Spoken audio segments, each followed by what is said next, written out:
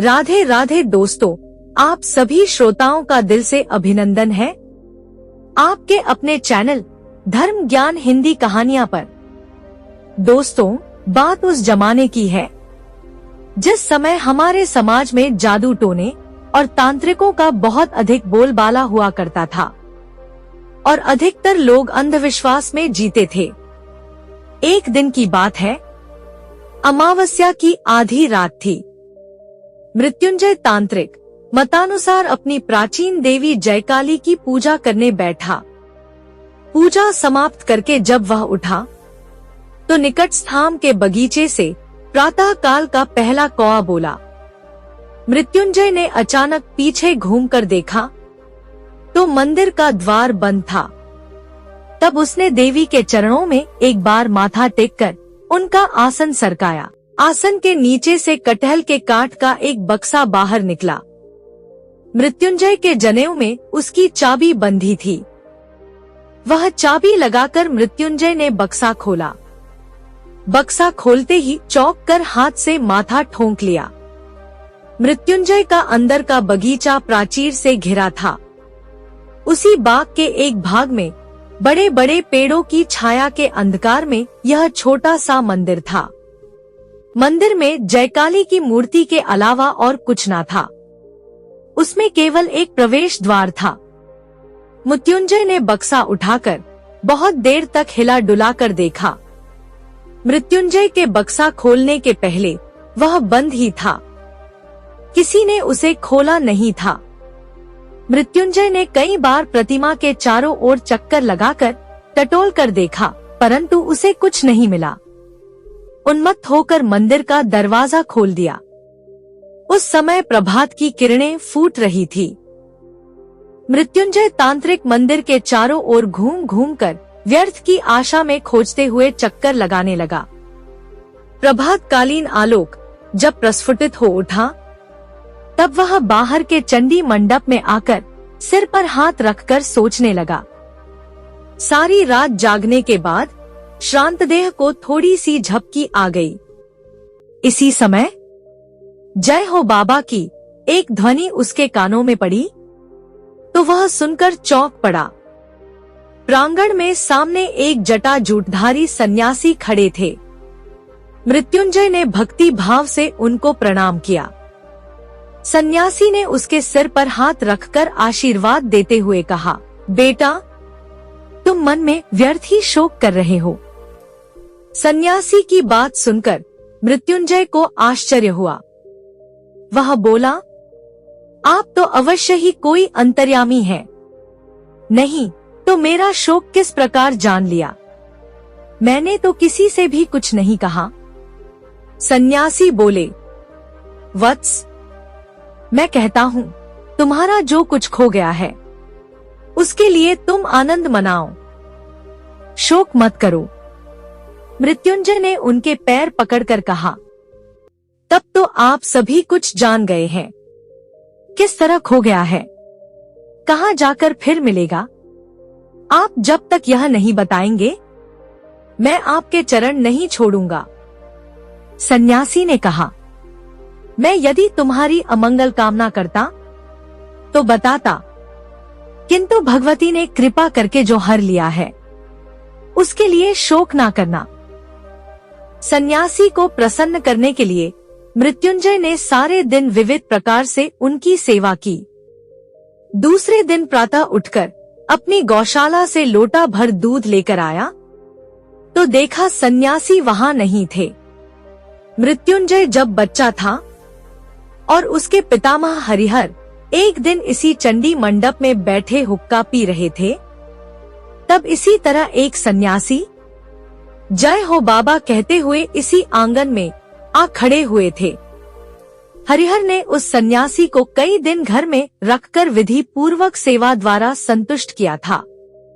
विदा के समय सन्यासी ने जब यह प्रश्न किया, वत्स, तुम क्या चाहते हो? तो हरिहर ने कहा, बाबा, यदि संतुष्ट हुए हो तो एक बार मेरी हालत सुने। एक समय इस गांव में हम सबसे अधिक समृद्ध थे। मेरे प्रपितामह ने दूर के एक कुलीन को बुलवाकर उससे अपनी एक कन्या का विवाह कर दिया था। उनके वह दौहिज वंशज ही हमको धोखा देकर आजकल इस गांव में बड़े आदमी बन बैठे हैं।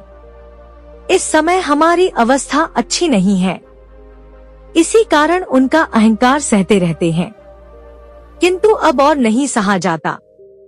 कैसे हमारा कुल फिर से बड़ा हो, मुझे बस यही उपाय बता दे, यही आशीर्वाद दे। सन्यासी ने थोड़ा हंसकर कहा, बेटा, छोटे होकर सुख से रहो। बड़े होने के प्रयत्न में मुझे भलाई नहीं दिखती। किंतु हरिहर ने फिर भी नहीं छोड़ा।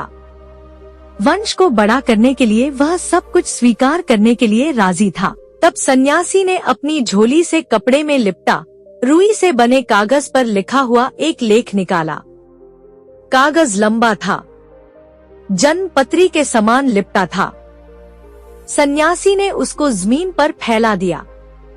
हरिहर ने देखा, उसमें बने नाना प्रकार के चक्रों में अनेक प्रकार के सांकेतिक चिन्ह अंकित थे और सबके नीचे एक लंबी तुकबंदी लिखी हुई थी। हरिहर ने उसे देखकर कहा, बाबा, मैं तो कुछ भी नहीं समझा। सन्यासी बोले, इसे तुम अपने पास रख लो और देवी की पूजा करो। उनके प्रसाद से तुम्हारे वंश में कोई ना कोई इस लिखावट को अवश्य समझ सकेगा। उस समय वह इतना ऐश्वर्य पाएगा जिसकी जग में कोई तुलना नहीं। हरिहर ने मिन्नत करके कहा, बाबा, क्या आप मुझे इसे समझा नहीं सकते? सन्यासी ने कहा, नहीं वत्स, इसे तो तुम्हें साधना द्वारा ही समझना होगा। इसी समय हरिहर का छोटा भाई शंकर वहां आ पहुंचा। उसको देखकर हरिहर ने चटपट से लेख को छिपाने की चेष्टा की। सन्यासी ने हंसकर कहा, बड़े होने के रास्ते का दुख अभी से शुरू हो गया, किंतु छिपाने की आवश्यकता नहीं है। और इसका कारण है कि इसका रहस्य केवल एक ही व्यक्ति जान सकेगा। 1000 प्रयत्न करने पर भी और कोई उसे नहीं जान पाएगा। तुम में से वह व्यक्ति कौन है, यह कोई नहीं जानता। इसलिए तुम इसे सबके सामने निर्भय खोलकर रख सकते हो। इतना कहकर सन्यासी तो चले गए, किंतु हरिहर उस कागज को छिपाकर रखे बिना ना रह सका। कहीं और कोई इससे लाभान्वित ना हो जाए, कहीं उसका छोटा भाई शंकर इसका फल भोग ना कर ले। इसी आशंका से हरिहर ने इस कागज को कटहल के काट के एक बक्से में बंद करके अपनी आराध्य देवी जयकाली के आसन के नीचे छिपा दिया था और प्रत्येक अमावस्या की अर्धरात्रि को देवी की पूजा करके एक बार वह उस कागज को खोलकर देखता था। काश देवी माँ प्रसन्न होकर उसको अर्थ समझने की शक्ति दे दे। कुछ दिन से शंकर हरिहर से विनती करने लगा था, भैया, एक बार अच्छी तरह मुझे वह कागज देख लेने दो। हरिहर ने कहा, धत पगले, वह कागज अब धरा है क्या? वह पाखंडी सन्यासी कागज में कुछ चील बिलोआ बनाकर झांसा दे गया था। मैंने उसे जला डाला है। शंकर चुप रह गया। सहसा एक दिन शंकर घर में दिखाई नहीं दिया। उसके बाद से वह लापता रहा। हरिहर का सारा कामकाज नष्ट हो गया। गुप्त ऐश्वर्य का ध्यान वह क्षण भर के लिए भी ना भूल सका। मृत्यु काल आ पहुंचने पर भी वह सन्यासी के दिए हुए उस कागज को अपने बड़े लड़के श्यामापद को दे गया। यह कागज पाने पर श्यामापद ने नौकरी छोड़ दी। जयकाली की पूजा और एकाग्र चित्त से इस लेख के पाठ की चर्चा में उसका संपूर्ण जीवन कैसे बीत गया, इसका उसे पता भी ना चला। मृत्युंजय श्यामापद का बड़ा लड़का था। पिता की मृत्यु के पश्चात वह सन्यासी के दिए हुए इस गुप्त लेख का अधिकारी हुआ। उसकी अवस्था उत्तरोत्तर जितनी ही खराब होती जाती थी, उतने ही आग्रह से उस कागज के प्रति उसका सारा ध्यान एकाग्र होता जाता था। तभी गत अमावस्या की रात को पूजा के पश्चात वह लेख नहीं दिखाई पड़ा और सन्यासी भी कहीं अंतर्धान हो गया। मृत्युंजय ने कहा, उस सन्यासी को छोड़ने से काम ना चलेगा, सारा पता उसी से मिलेगा। यह कहकर वह घर छोड़कर सन्यासी की खोज में निकल गया। 1 वर्ष रास्तों में घूमते घूमते ही बीत गया। उस गांव का नाम धारागोल था। वहां मोदी की दुकान पर बैठा मृत्युंजय तंबाकू पी रहा था और अन्यमनस्क भाव से अनेक बातें सोच रहा था। कुछ दूरी पर मैदान की बगल से एक सन्यासी जा रहा था। पहले तो मृत्युंजय का ध्यान उधर नहीं गया। थोड़ी देर बाद सहसा उसे लगा, जो आदमी जा रहा था शायद यह वही सन्यासी है। झटपट हुक्का रखकर मोदी को आश्चर्य में डाल एक दौड़ में वह दुकान से बाहर निकल गया, किंतु वह सन्यासी दिखाई नहीं दिया। उस समय संध्या का अंधेरा हो गया था।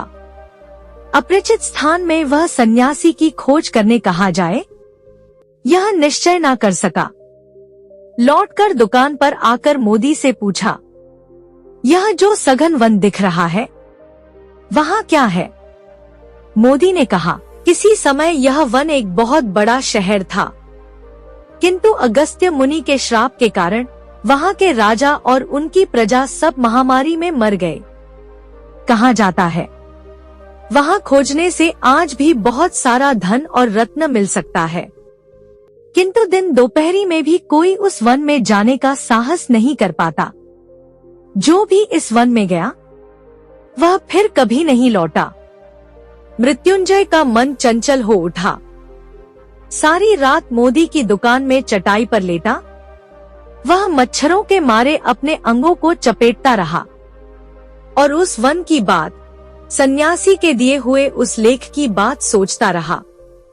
बार बार पढ़ने के कारण वह लेख मृत्युंजय को प्रायः कंठस्थ हो गया था। इसलिए अनिद्रा की इस अवस्था में भी उसके मस्तिष्क में बस यही घूम रहा था। सपना देखते देखते मृत्युंजय उछल पड़ा। सवेरे उठते ही वह वन की ओर चल पड़ा। दिन भर वन में घूमकर बड़े कष्ट से रास्ता खोजा और बिना कुछ खाए संध्या समय प्राणहीन अवस्था में मृत्युंजय अपने गांव को लौटा। दूसरे दिन अपनी चादर में थोड़ा चिवड़ा बांधकर फिर उसने वन की यात्रा शुरू की। अपराह्न में वह एक बावड़ी के पास जा पहुंचा। बावड़ी के पश्चिमी किनारे पर जाकर मृत्युंजय अचानक चौंक कर खड़ा हो गया। उसने देखा इमली के एक पेड़ को घेरकर एक विशाल वट वृक्ष खड़ा था। तत्क्षण उसे कागज में लिखा हुआ वह लेख याद आया, जिसमें लिखा था, जिस जगह इमली और वट वृक्ष एक साथ मिले उस जगह से दक्षिण दिशा की ओर जाओ। तांत्रिक तुरंत ही दक्षिण दिशा की ओर चल दिया। कुछ दूर दक्षिण दिशा की ओर जाने पर वह घने जंगल में जा पहुंचा। वहां बेंत की झाड़ियों को पार करके चलना उसके लिए एकदम असंभव सा हो गया। जो भी हो, मृत्युंजय ने तय कर लिया था कि इस वृक्ष को खो देने से किसी भी प्रकार काम नहीं चलेगा। इस पेड़ के पास लौटकर आते हुए पास ही वृक्ष के बीच से एक मंदिर का शिखर दिखाई पड़ा। उसी दिशा की ओर लक्ष्य करके चलता हुआ मृत्युंजय एक टूटे से मंदिर के पास आ पहुंचा। वहां उसने देखा पास ही एक छोटा सा चूल्हा, जली लकड़ी और कुछ राख पड़ी थी। खूब सावधानी से मृत्युंजय ने मंदिर के टूटे दरवाजे में से झांका। वहां कोई आदमी नहीं था, कोई प्रतिमा भी नहीं थी। केवल एक कंबल, एक कमंडल और एक गेरुआ उत्तरीय पड़ा था। उस समय संध्या हो चली थी। गांव बहुत दूर था। अंधेरे में वन में रास्ता ढूंढा जा सकेगा या नहीं, अतः इस मंदिर में मनुष्य के बसने का लक्षण देखकर मृत्युंजय बहुत खुश हुआ। मंदिर का एक बहुत बड़ा पत्थर का टुकड़ा टूटकर द्वार के पास पड़ा हुआ था। उस पत्थर पर बैठकर नीचा सिर किए सोचते सोचते मृत्युंजय ने अचानक पत्थर पर जाने क्या खुदा हुआ देखा। जब समझ न आया तो झुककर ठीक से देखने पर पता चला कि उस पत्थर पर एक चक्र अंकित था। उसमें कुछ स्पष्ट और कुछ लुप्त सांकेतिक अक्षर खुदे हुए थे। यह मृत्युंजय का सुपरिचित चक्र था। अमावस्या की कितनी ही रातों में उसने सुगंधित धूप के धुएं और घी के दिए से प्रकाशित पूजा गृह में रुई के कागज पर अंकित इस चक्र चिन्ह पर झुककर इसका रहस्य जानने के लिए एकाग्र चित्त से देवी कृपा की बहुत बार याचना की थी। इस अभीष्ट सिद्धि के अत्यंत पास आ पहुंचने पर आज उसका सर्वांग जैसे कांपने लगा था। कहीं किनारे पर आकर यह नौका डूब ना जाए, कहीं किसी साधारण सी भूल के कारण उसका सब कुछ नष्ट ना हो जाए, कहीं वह सन्यासी पहले ही आकर सब कुछ ढूंढ कर ना ले जा चुका हो। इसी आशंका से उसके हृदय में उथल पुथल मच गई। उस समय उसका क्या कर्तव्य था वह सोच ना सका। उसे लगा वह कदाचित ऐश्वर्य भंडार के बिल्कुल ऊपर बैठा है, फिर भी कुछ जान नहीं पा रहा है। बैठे बैठे वह काली का नाम जपने लगा। संध्या का अंधकार घना हो आया। झिल्ली की झनकार से वनभूमि मुखरित हो उठी। तभी कुछ दूर घने जंगल में आग की चमक दिखाई पड़ी। मृत्युंजय अपना पत्थर का आसन छोड़कर उठा और उस अग्नि शिखा को लक्ष्य करके चलने लगा। अत्यंत कठिनाई से कुछ दूर जाकर पीपल के तने की ओट से स्पष्ट दिखाई दिया उसका वही परिचित सन्यासी। अग्नि के प्रकाश में वह रुई के कागज का लेख फैलाकर एकाग्र मन से हिसाब लगा रहा था। मृत्युंजय के घर के उस पैतृक लेख की लिखावट, अरे यह तो वही पाखंडी चोर है। क्या इसी कारण इसने मृत्युंजय से शोक न करने को कहा था। सन्यासी बार बार हिसाब लगाता और एक छड़ी लेकर जमीन को नापता। थोड़ी दूर नापकर हताश हो जाता और गर्दन हिलाकर फिर आकर हिसाब लगाने में जुट जाता। इस तरह करते हुए जब रात समाप्त होने को आई, जब रात के अंत की शीतल वायु से वनस्पतियों की चोटियों के पत्ते मरमरित हो उठे, तब सन्यासी वह लेख पत्र लपेटकर चला गया। मृत्युंजय यह ना समझ सका कि अब वह क्या करे। यह तो वह भली भांति समझ गया था कि सन्यासी की सहायता के बिना इस लिखावट का रहस्य भेद करना उसके लिए संभव नहीं था, और यह भी निश्चित था कि लुब्ध सन्यासी मृत्युंजय की सहायता नहीं करेगा। अतः उसके पास छिपकर सन्यासी के ऊपर निगाह रखने के अतिरिक्त और कोई उपाय नहीं था। किंतु दिन के समय में गांव में जाए बिना उसे भोजन नहीं मिलेगा, इसलिए कल सवेरे एक बार तो कम से कम उसका गांव जाना अति आवश्यक था। जब भोर का समय आया तो अंधकार के तनिक फीका पड़ते ही वह पेड़ से नीचे उतर आया, जहां सन्यासी राख पर सवाल लगा रहा था। उसने अच्छी तरह देखा पर कुछ समझ ना सका। चारों ओर घूमकर देखा तो जंगल में कोई खास बात नहीं थी। वन प्रांत का अंधकार धीरे धीरे क्षीण हो आया। तब बड़ी सावधानी से चारों ओर देखता हुआ मृत्युंजय गांव की ओर चला। उसे डर था कि कहीं सन्यासी उसे देख ना ले। जिस दुकान में मृत्युंजय ने आश्रय ग्रहण किया था, उसके पास एक कायस्था गृहिणी व्रत के उपलक्ष्य में उस दिन ब्राह्मण भोज कराने की तैयारी कर रही थी। वहीं अब मृत्युंजय को भोजन मिल गया। कई दिन के भोजन के कष्ट के पश्चात आज उसका भोजन भारी हो गया। इस भारी भोजन के बाद उसने जैसे ही हुक्का पीकर दुकान की चटाई पर जरा लेटने की इच्छा की, वैसे ही गत रात्रि को ना सो सकने के कारण मृत्युंजय ने सोचा था कि जल्दी ही भोजनादि करके काफी दिन रहते बाहर निकलेगा। परंतु हुआ ठीक इसका उल्टा। जब उसकी नींद टूटी तब सूर्य अस्त हो चुका था। तब भी मृत्युंजय निरुत्साहित नहीं हुआ। अंधेरे में ही उसने वन में प्रवेश किया। देखते ही देखते रात घनीभूत हो आई। पेड़ों की छाया में निगाह काम नहीं देती थी। जंगल में रास्ता रुक जाता। मृत्युंजय किस ओर कहाँ जा रहा था, इसका उसे कोई पता ना चला। जब रात बीत गई, तब देखा कि सारी रात वह वन के किनारे एक ही जगह चक्कर काटता रहा था। कौओं का झुंड काव काव करता हुआ गांव की ओर उड़ चला। यह शब्द मृत्युंजय के कानों को व्यंग्यपूर्ण धिक्कार जैसा लगा। गणना करने में बार बार भूल होती रही थी। वही भूल ठीक करते करते अंत में उस सन्यासी ने सुरंग का रास्ता ढूंढ लिया। मशाल लेकर वे सुरंग में घुसे। पक्की भीत पर काई जमी थी। बीच बीच में किसी किसी जगह से जल टपक रहा था। इस रपटीले रास्ते से कुछ दूर जाते ही सन्यासी ने देखा कि सामने एक दीवार खड़ी है और आगे की राह अवरुद्ध है। कुछ समझ न आया। हर जगह दीवार में लोहे के डंडे से ठोंक कर देखा, परंतु कहीं से भी दीवार के पोली होने की आवाज न आई। अब इसमें कोई संदेह न रहा कि वह रास्ता यहीं समाप्त हो गया था। फिर वही कागज खोला और सिर पर हाथ धरकर बैठे सोचने लगे। वह रात इसी तरह कट गई। दूसरे दिन गणना पूरी करके फिर सुरंग में प्रवेश किया। उस दिन गुप्त संकेत का अनुसरण करते हुए एक स्थान विशेष से पत्थर सरकाकर किसी दूसरे रास्ते की खोज की। उस रास्ते पर चलते चलते फिर एक जगह जाकर रास्ता बंद हो गया। अंत में 5वीं रात सुरंग में प्रवेश करके सन्यासी बोल उठे, आज मुझे रास्ता मिल गया है।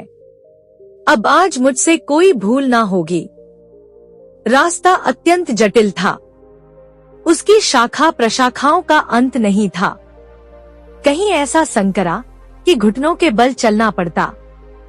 बड़ी सावधानी से मशाल लिए चलते चलते सन्यासी गोलाकार कमरे जैसी एक जगह में जा पहुँचे। कमरे के बीच में एक बड़ा सा कुआं था। मशाल की रोशनी में सन्यासी उसका तला ना देख सके। कमरे की छत से लोहे की एक विशाल मोटी सी जंजीर कुएं में लटक रही थी। सन्यासी के बलपूर्वक ठेलते ही इस जंजीर के थोड़ा सा हिलने मात्र से ही ठन करके एक शब्द कुएं के गहवर से उठा और कमरा प्रतिध्वनित होने लगा। सन्यासी उच्च स्वर से चीख उठे, मिल गया। उनके चीखने के साथ ही कमरे की टूटी हुई दीवार से एक पत्थर खिसक कर गिरा और उसी के साथ साथ एक और कोई जीवित पदार्थ धम से गिरकर चीख उठा। सन्यासी इस आकस्मिक आवाज से चौंक पड़े और उनके हाथ से मशाल गिरकर बुझ गई। सन्यासी ने पूछा, तुम कौन हो? उन्हें कोई उत्तर नहीं मिला। इस पर अंधेरे में टटोलकर देखने से उनका हाथ एक आदमी की देह से टकराया। उन्होंने उसे हिलाकर पूछा, तुम कौन भाई? फिर भी कोई उत्तर नहीं मिला। वह आदमी मूर्छित हो गया था। तब चकमक रगड़ रगड़ कर सन्यासी ने बड़ी मुश्किल से मशाल जलाई। इस बीच वह आदमी भी सचेत हो गया था और उठने का प्रयत्न करते हुए पीड़ा से आर्तनाद कर उठा। सन्यासी ने चौंक कर कहा, अरे यह तो मृत्युंजय है। तुम्हारी ऐसी मति क्यों हुई? मृत्युंजय बोला, बाबा माफ करो, भगवान ने मुझे दंड दिया है।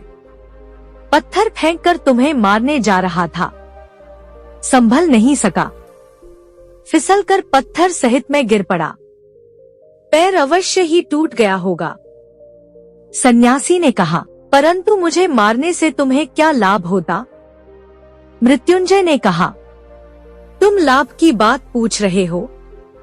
तुम लोभ के मारे मेरे पूजा घर से यह लेख चुराकर इस सुरंग में घूमते फिर रहे हो। तुम चोर हो, तुम पाखंडी हो। मेरे पितामह को जिन सन्यासी ने यह लेख दिया था, उन्होंने यह भी कहा था कि हमारे ही वंश का कोई व्यक्ति इस लेख के संकेत को समझ पाएगा। यह गुप्त ऐश्वर्य हमारे ही वंश का प्राप्य है। इसलिए मैं कई दिन से बिना खाए बिना सोए छाया के समान तुम्हारे पीछे घूमता रहा। आज जिस समय तुम मिल गया करके चिल्लाए तो मुझसे और नहीं रहा गया। मैं तुम्हारे पीछे आकर इस गड्ढे में छिपा बैठा था। वहां से एक पत्थर सरकाकर तुमको मारने चला था, किंतु शरीर दुर्बल था, जगह बहुत रपटीली थी, इसी से गिर पड़ा। इस समय तुम मुझे मार डालो तो वह भी अच्छा है। मैं यक्ष होकर इस धन की रक्षा करूंगा, किंतु तुम इसे ले नहीं पाओगे, किसी भी प्रकार नहीं।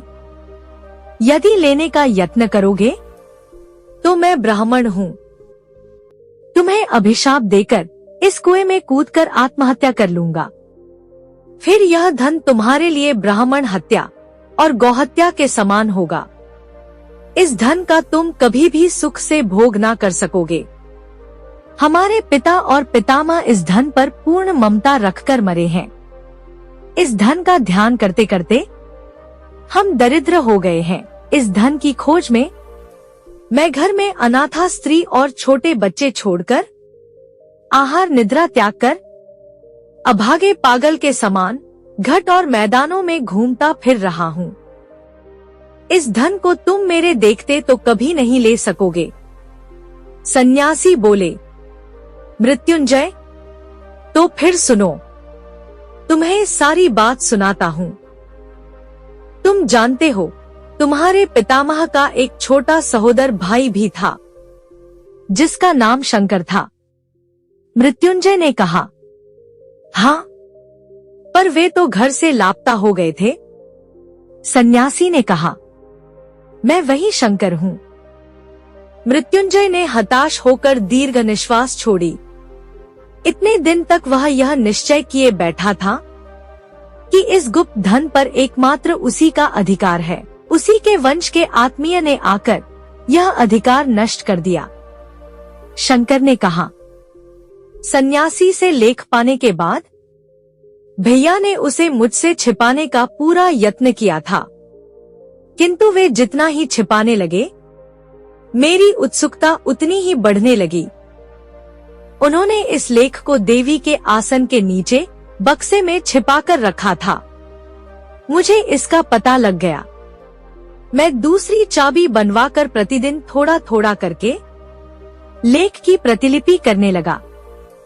जिस दिन नकल समाप्त कर ली, उसी दिन मैं इस धन की खोज में घर छोड़कर बाहर निकल पड़ा। मेरे भी घर में अनाथा स्त्री और एक बच्चा था। आज उनमें से कोई नहीं बचा है। तब से मैंने कितने देश देशांतरों में भ्रमण किया है, इसका विस्तार से वर्णन करने की आवश्यकता नहीं है। सन्यासी के दिए हुए इस लेख को कोई सन्यासी मुझे अवश्य समझा देगा।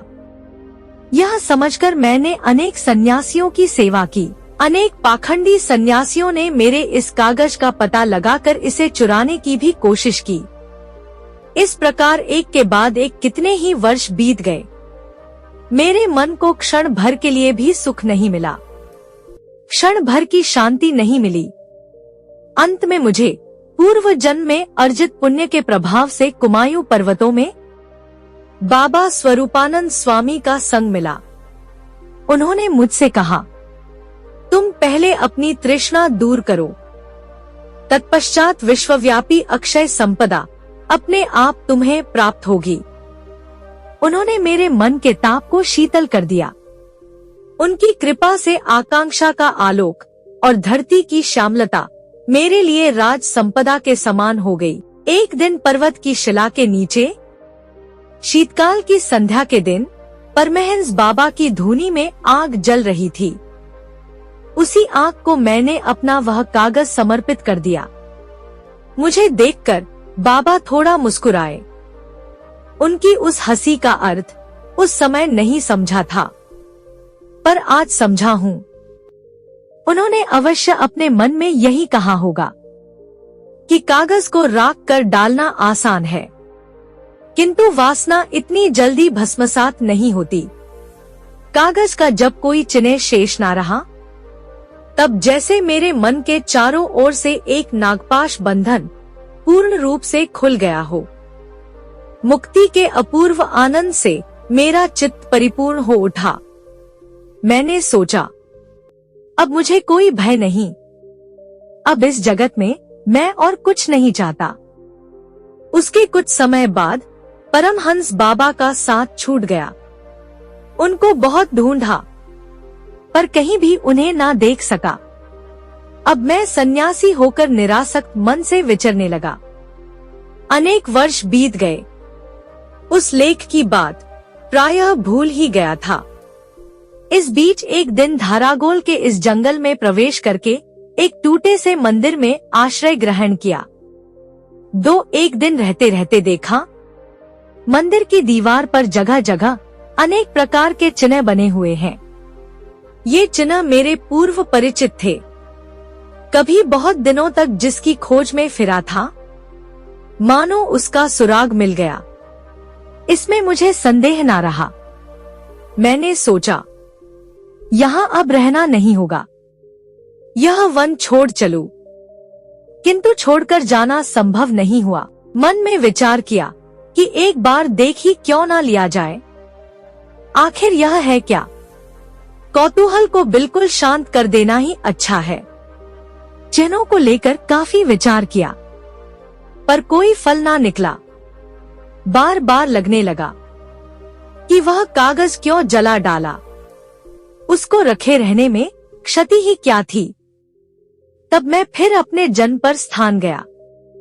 अपने पैतृक घर की अत्यंत दुर्व्यवस्था देखकर सोचा, मैं तो सन्यासी हूँ, मुझे धन और रत्नों से क्या प्रयोजन। किंतु ये गरीब लोग तो गृहस्थ हैं। उस गुप्त संपत्ति का इनके लिए उद्धार करने में कोई दोष नहीं है। मुझे पता था कि वह लेख कहाँ है। उसे प्राप्त करना मेरे लिए तनिक भी कठिन नहीं हुआ। उसके बाद 1 वर्ष से यह कागज लिए मैंने इस निर्जन वन में गणना की है और खोज की है। मन में और कोई चिंता नहीं थी। बार बार जितनी बाधाएं आती, उत्तरोत्तर उतना ही आग्रह बढ़ता जाता था। उन्मत्त की भांति रात दिन इसी एक अध्यवसाय में लगा रहा। इस बीच कब तुमने मेरा पीछा किया, यह तो मैं जान भी ना सका। मैं अपनी सहज अवस्था में रहता तो तुम कभी अपने को मुझसे छिपाकर ना रख पाते। किंतु मैं तन्मय था। बाहर की घटनाएं मेरी दृष्टि आकर्षित नहीं करती थी। उसके बाद जो कुछ मैं खोज रहा था, वह आज और अभी मिला है। यहाँ जितना धन है, सारी पृथ्वी के किसी राजराजेश्वर के भंडार में भी उतना धन नहीं है। अब बस केवल एक संकेत का रहस्य समझते ही वह सारा धन हमें मिल जाएगा। यह संकेत ही सबसे कठिन है, किंतु वह संकेत भी मैंने मन ही मन जान लिया है। इसलिए मिल गया कहकर मन के उल्लास में चीख उठा था। यदि चाहूं तो क्षण भर में उस सोने और माणिकों के भंडार के बीच खड़ा हो सकता हूँ। मृत्युंजय ने शंकर के पैर पकड़कर कहा, तुम तो सन्यासी हो, तुम्हें तो धन की कोई जरूरत नहीं है।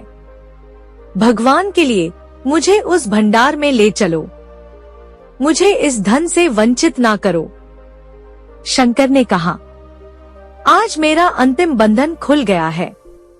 तुम जो पत्थर फेंककर मुझे मारने के लिए तैयार हुए थे, उसकी चोट मेरे शरीर में तो नहीं लगी, किंतु उसने मेरे मोह आवरण को भेद डाला है। आज मैंने तृष्णा की कराल मूर्ति देख ली। मेरे गुरु परमहंस देव की गूढ़ प्रशांत हंसी ने इतने दिनों के बाद मेरे हृदय में कल्याण दीप की सदा जलने वाली आलोक शिखा जला दी है। मृत्युंजय ने शंकर के पैर पकड़कर कातर स्वर में कहा, तुम एक मुक्त पुरुष हो, पर मैं मुक्त नहीं। मैं मुक्ति नहीं चाहता। कृपा करके मुझे इस ऐश्वर्य से वंचित ना करो। सन्यासी ने कहा, ठीक है वत्स, तब तुम अपना यह लेख ले लो। यदि तुम उस धन को ढूंढ सको तो ढूंढ लो। इतना कहकर अपना डंडा और लेख मृत्युंजय के पास रखकर सन्यासी चले गए। मृत्युंजय ने कहा, मुझ पर दया करो, मुझे छोड़कर मत जाओ, कृपया मुझे वह भंडार दिखा दो। जब कोई उत्तर नहीं मिला, तब मृत्युंजय ने लाठी का सहारा लेकर हाथ से टटोलते हुए सुरंग से बाहर निकलने की चेष्टा की, किंतु रास्ता अत्यंत जटिल था। गोरख धंधे के समान बार बार रुकावटें आने लगी। अंत में घूमते घूमते थककर एक जगह लेट गया और जरा सी देर में उसे नींद आ गई। नींद से जब जगा, तब ना तो रात का पता था और ना ही दिन का। यह कितना समय था, यह जानने का कोई उपाय नहीं था। खूब भूख लगने पर मृत्युंजय ने चादर के कोने में बंधा चिवड़ा खोलकर खा लिया। उसके बाद फिर एक बार हाथ से टटोलकर सुरंग से बाहर निकलने का रास्ता खोजने लगा। अनेक जगह रुकावट मिलने के कारण फिर वहीं बैठ गया और चिल्लाकर पुकारने लगा, हे सन्यासी, तुम कहाँ हो? उसकी वह पुकार सुरंग की समस्त शाखा प्रशाखाओं से बार बार प्रतिध्वनित होने लगी। थोड़ी दूर से उत्तर आया, मैं तुम्हारे पास ही हूँ, कहो क्या चाहते हो? मृत्युंजय ने दीन स्वर में कहा, धन कहाँ है? दया करके मुझे दिखा दो। फिर कोई उत्तर नहीं मिला। मृत्युंजय ने बार बार पुकारा, पर कोई उत्तर नहीं मिला। दंड प्रहरों द्वारा अविभक्त पृथ्वी की इस चिररात्रि में मृत्युंजय और एक बार सो लिया। नींद से फिर उसी अंधकार में वह जागा और फिर से चिल्लाकर पुकारा, अजी हो क्या? पास से ही उत्तर मिला, हाँ मैं यही हूँ। बोलो क्या चाहते हो? मृत्युंजय ने कहा, मैं और कुछ नहीं चाहता, इस सुरंग से मेरा उद्धार करके ले चलो। सन्यासी ने प्रश्न किया, क्या तुम धन नहीं चाहते? मृत्युंजय ने कहा, नहीं, नहीं चाहता। तभी चकमक रगड़ने की आवाज सुनाई दी और कुछ देर बाद बत्ती जल गई। सन्यासी ने कहा, तो फिर आओ मृत्युंजय, इस सुरंग से बाहर चले। मृत्युंजय ने दयनीय स्वर में कहा, बाबा, क्या सब कुछ बिल्कुल व्यर्थ जाएगा? क्या इतने कष्ट के बाद भी धन नहीं मिलेगा? उसी क्षण बत्ती बुझ गई। मृत्युंजय बोला, तुम कितने निष्ठुर हो, और यह कहकर वहीं बैठकर रोने लगा। समय का कोई हिसाब नहीं था, अंधकार का कोई अंत नहीं था। मृत्युंजय को इच्छा हुई कि अपने तन मन के सारे बल से इस अंधकार को फोड़कर चूर्ण कर डाले। उसने फिर से कहा, हे सन्यासी, हे निष्ठुर सन्यासी, मैं धन नहीं चाहता, मेरा उद्धार करो। सन्यासी ने कहा, धन नहीं चाहते? तो फिर मेरा हाथ पकड़ो। इस बार बत्ती नहीं जली। एक हाथ में लाठी और एक हाथ में सन्यासी का उत्तरीय पकड़कर मृत्युंजय धीरे धीरे चलने लगा। बहुत देर तक कई टेढ़े मेढ़े रास्तों में खूब घूम फिरकर एक जगह आकर सन्यासी ने कहा, यहीं खड़े रहो। मृत्युंजय खड़ा रहा। उसके पश्चात मोर्चा लगे लोहे के एक दरवाजे के खुलने का भयंकर शब्द सुनाई दिया। सन्यासी ने मृत्युंजय का हाथ पकड़कर कहा, आओ। मृत्युंजय ने आगे बढ़कर किसी कमरे में प्रवेश किया। तब फिर चकमक रगड़ने का शब्द सुनाई दिया। कुछ देर बाद जब मशाल जल गई, आहा, कैसा अद्भुत दृश्य था। चारों ओर दीवारों पर सूर्यालोकपुंज के समान तह पर तह सोने का मोटा मोटा पत्थर मढ़ा हुआ था। मृत्युंजय की आंखें चमकने लगी।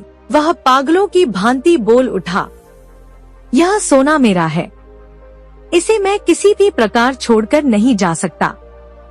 सन्यासी ने कहा, अच्छा, मत छोड़कर जाना।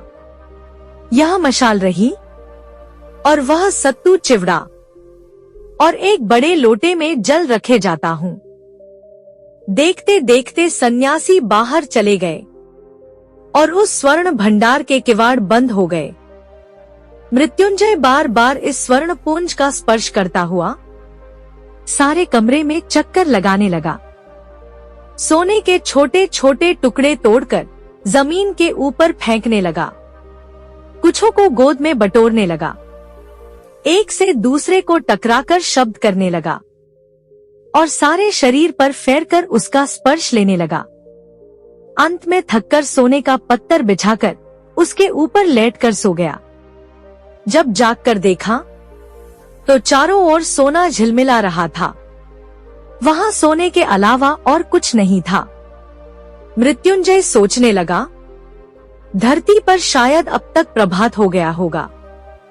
समस्त जीव जंतु आनंद से जाग उठे होंगे। उसके घर में तालाब के किनारे के बाग से प्रातः काल जो स्निग्ध सुगंध आती थी, वही मानो उनकी कल्पना में उसकी नाक में प्रवेश करने लगी। उसे मानो स्पष्ट दिखाई दिया कि छोटी छोटी बत्तखें झूमती झूमती कलरव करती हुई प्रातः काल आकर तालाब में तैर रही हों।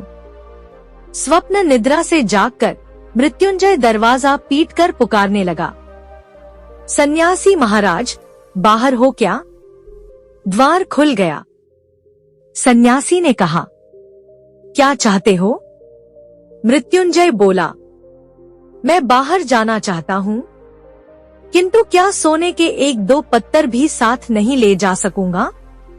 उसका कोई उत्तर दिए बिना सन्यासी ने फिर मशाल जलाई, पानी से भरा हुआ एक कमंडल रख दिया और उत्तरीय से कई मुट्ठी चिवड़ा जमीन पर रखकर बाहर चले गए।